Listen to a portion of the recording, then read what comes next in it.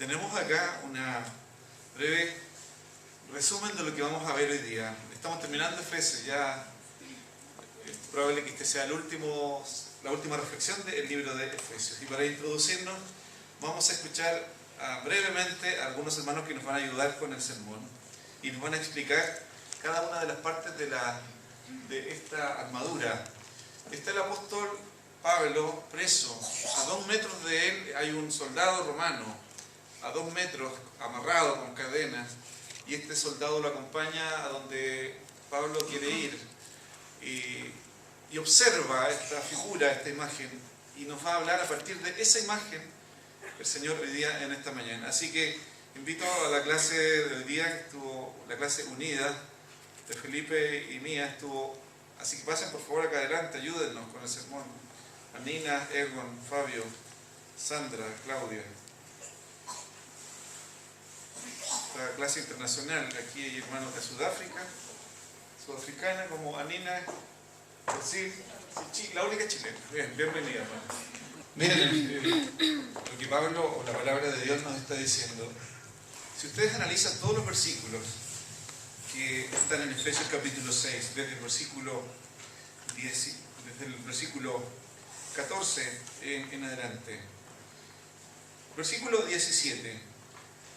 Tomen el yelmo de la salvación. ¿Qué es el yelmo? ¿Recuerdan? Acá. El casco. 14b. Vístanse con la coraza de justicia. Versículo 17. La palabra del Espíritu, la espada del Espíritu. Tomen la espada del Espíritu, que es la palabra de Dios. Versículo 14 también. Estad pues firmes, ceñidos vuestros lomos con la verdad. Versículo 16. Tomad el escudo de la fe. Versículo 15. Calzaos los pies con el apresto del Evangelio.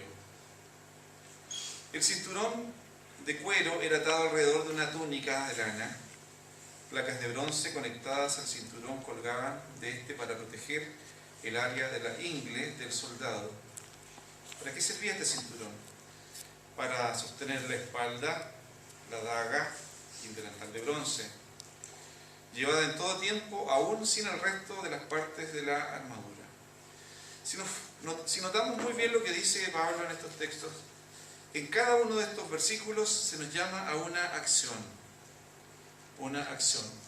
Tomad, vístanse, pónganse, cíñanse. La verdad es que nosotros estamos frente a una lucha espiritual permanente. No somos llamados a iniciar una guerra espiritual, porque por ahí, cuando leemos algunos escritores, nos llaman, hay que hacer guerra espiritual. La Biblia no nos dice que nosotros tenemos que hacer una guerra, pero sí nos dice la Escritura que tenemos que protegernos, vestirnos. Y recuerden lo que vivimos hace 2 o 3 domingos atrás, cuando Pablo está hablando en el capítulo 5 sobre el Espíritu Santo, y dice, que hay que llenarse del Espíritu Santo. El Espíritu Santo traerá a nuestra vida poder espiritual. Ese poder espiritual nos permitirá tener buenas relaciones, justas, equilibradas. ¿Recuerdan cuáles eran los tres tipos de relaciones que vimos? Ayúdenme, a ver, ¿cuál fue la primera? La relación entre esposo, muy bien, esposa y esposo. Después, la relación entre padres e hijos. Y relación entre amos y siervos.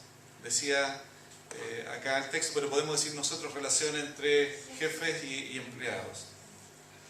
Y sigue esta cadena de esta carta, esta cadena de recomendaciones, y al final ya del capítulo Pablo dice, hermanos, fortalezcanse en el Señor y en el poder de su fuerza. No hay un llamado a intervenir en las fuerzas del mal. No existe un llamado a hacer una guerra espiritual. Pero sí está el llamado urgente de fortalecernos en el Señor y en el poder de su fuerza.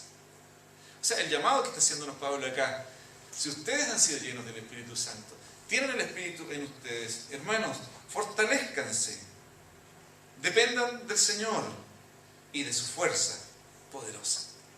Y esta imagen que aparece de este soldado romano, de este soldado que Pablo observaba diariamente, nos indica varias cosas.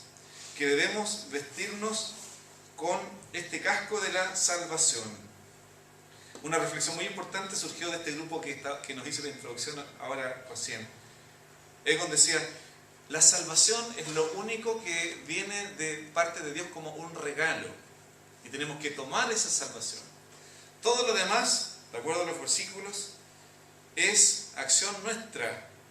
Vestirnos con la coraza, tomar la espada, ponernos el cinturón, tomar el escudo de la fe y calzarnos las sandalias. La vida del cristiano es una vida de decisiones permanentes. La primera decisión es seguir a Jesucristo, rendirle nuestra vida, entregarle nuestra vida a Él. Pero hay decisiones que permanentemente nos van a las decisiones a las que nos tenemos que enfrentar diariamente en la vida. Decidimos qué hacer con nuestro tiempo, por ejemplo. Decidimos qué hacer frente a una tentación determinada. Decidimos qué vamos a hacer durante una jornada, etc. Pero Pablo también nos anima a decidir vestirnos con esta coraza de justicia, con toda esta armadura espiritual. Ya nos introducían los hermanos acá, en las distintas partes de esta armadura, brevemente, porque ya el tiempo ha avanzado. Este casco de la salvación que se nos ha regalado como gracia de Dios para los que creen. La salvación en Cristo es instantánea desde el momento en que tú y yo le rendimos nuestra vida a Él. Somos salvos para siempre. La salvación no se puede perder porque es un don de Dios, es un regalo de Dios. Por lo tanto, Dios no juega con nosotros. No nos regala la salvación y después nos la quita y tenemos que nuevamente ir para recibir la salvación. La salvación es un regalo, es un don. Pero también el que es salvo persevera para siempre. Esta coraza de justicia que protegía los órganos vitales, el corazón, todo el pecho, ahí está. Esta coraza de justicia nos llama a considerar también de que la justicia de Cristo nos cubre. No son nuestras obras de justicia humana. Es la obra de Jesús en la cruz y la obra de la gracia de Jesús que diariamente está trabajando en favor nuestro. Tenemos que apropiarnos de esta coraza de justicia. A veces podemos caer en el legalismo religioso y podemos llegar a pensar que nuestra justicia es superior a la justicia de otras personas. Y ahí está el legalista cristiano que dice, yo oro todos los días, yo diezmo todo el tiempo, voy a la iglesia, no soy como los pecadores que no quieren nada con Dios, por lo tanto yo debo gozar con el favor de Dios. La justicia de la que nos habla la Escritura es esa justicia que nos viene como un regalo gratuito de Dios, aún sin merecedores de ella. La diferencia que hay entre los que hemos creído y los que no creen aún en Jesucristo es que nosotros de verdad estamos siguiendo a Jesús, pero por la pura gracia, por la pura misericordia y por la pura justicia de Cristo. La espada del Espíritu, que es la palabra de Dios. Se nos anima a usar la palabra, pero para usar la palabra tenemos que primero conocerla, ¿verdad? Tenemos que conocer esta palabra de Dios. Y para eso tenemos instancias en la iglesia de estudio de la Biblia, el día domingo en la escuela dominical, los encuentros de los grupos pequeños, que son instancias para conocer la Escritura, para cuando venga el momento apropiado, poder utilizarla. Es un arma, la espada, es un arma poderosa, ofensiva. Al usarla, es una señal, para el soldado romano, era una señal de advertencia frente al enemigo. ¿Recuerdan cuando Jesús fue tentado en el desierto los 40 días y 40 noches? Él no se apropió de su divinidad, no dijo, yo soy Jesús, el Hijo de Dios, o soy Dios mismo hecho hombre, así que Satanás, apártate de mí. ¿Qué usó Jesús como arma? La palabra de Dios. La palabra de Dios. Memorizar la Escritura, cantar la Escritura, leerla, nos ayudará en los momentos difíciles de la vida. Por eso que, bueno, hoy día ya se dice que en educación la memorización como que está pasada de moda, ya no es tan necesario memorizar.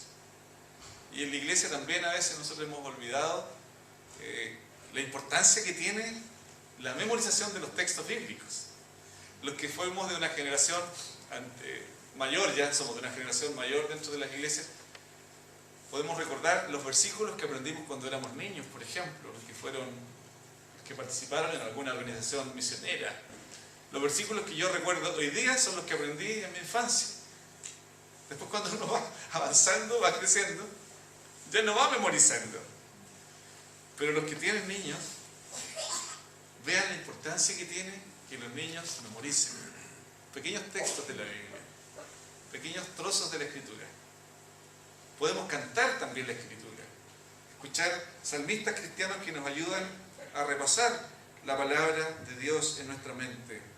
Cuando vengan malos pensamientos a tu vida, cuando sientas que desfallecen, cuando sientas que la vida se transforma en algo muy complicado, recurre a la Escritura, recurre a la palabra de Dios. Esa espada, que es la palabra, te ayudará a enfrentar los desafíos. El cinturón de la verdad. Estad pues firmes, ceñidos vuestros lomos con la verdad. Este cinturón era llevado todo el tiempo por el soldado romano. Se podía sacar la coraza, dejar de lado el casco, dejar de lado el escudo, pero el cinturón de la verdad lo mantenía siempre firme y preparado. La verdad de Cristo nos ha cautivado. Jesús, quien dijo: yo soy el camino, la verdad y la vida. Ese Jesús vive en nosotros. Ese Jesús jamás se desprenderá de nosotros. Ese Jesús nos acompañará siempre porque ha depositado en nosotros su Espíritu. Y nos recuerda permanentemente el Espíritu Santo que somos propiedad de Dios. El escudo de la fe permitía al soldado romano protegerse, y cuando los dardos venían, el escudo impedía que ese dardo de fuego quemara, matara, destruyera. Jesús, o Dios, a través de esta escritura, nos orienta también de que en la vida del cristiano los dardos van a venir, las flechas van a venir, el fuego de la prueba y de la duda vendrá. Dios no nos quitará, no va a impedir que venga la lucha, la dificultad de nuestra vida, pero sí Él va a permitir que el escudo de la fe, apague todo dardo de fuego del maligno. Usar el escudo de la fe. Por último, las sandalias. Los zapatos que usamos hoy día ya toman la forma de nuestro pie. Cuando tú te compras un par de zapatos nuevos, ¿verdad? Cuesta de repente usarlos hasta que el pie se adapta, nos acomodamos y nos hacemos amigos de nuestros zapatos. Y fíjense qué interesante el texto que Pablo utiliza en el versículo 15. Y cálcense los pies con el apresto del Evangelio de la paz. Pónganse los zapatos que los llevarán presurosos a anunciar el Evangelio. Entre más utilizamos estas sandalias, más doctos, más especializados nos transformamos en la comunicación del Evangelio de Jesús. Cuando hablamos de Jesús a otros sin temor, más y más queremos hacerlo. Por eso es que tenemos que estar presurosos también para calzarnos estas sandalias del Evangelio de la paz, que son adecuadas para marchar y pelear. Los soldados las calzaban más cómodamente con el uso. Hermanos, día a día nosotros nos enfrentamos a esas decisiones. Día a día nos enfrentamos también a luchas espirituales. La Biblia nos habla de que hay lucha espiritual permanentemente. Pero esa lucha espiritual nosotros no la vamos a enfrentar solos.